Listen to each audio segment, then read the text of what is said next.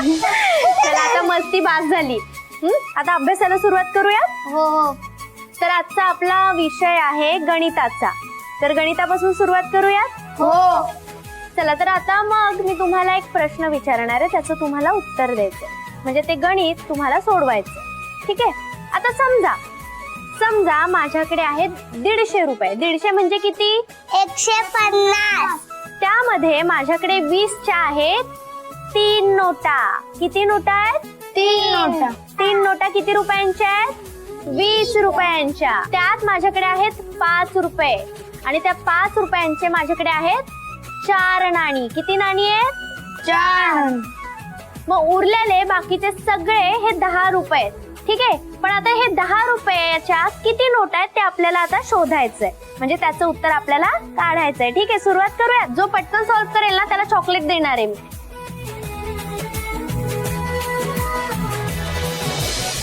झालं का?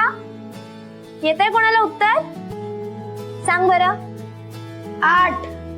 8 नाही, चुकलं. 8 नाही, 7. 7 करेक्ट. आता हे 7 उत्तर कसं आलं मी सांगू तुम्हाला. हो. आता आपल्याकडे 150 रुपये करेक्ट, म्हणजेच 150 रुपये. त्यामध्ये 20 रुपयाच्या किती नोट आहेत माझ्याकडे? 3 म्हणजेच 20 गुणिले 3 केल्यावर किती होणार? 7. म्हणजेच 20च्या 3 नोट आहेत, त्याचे किती झाले? 60 रुपये. 5चे किती नाणी होते माझ्याकडे?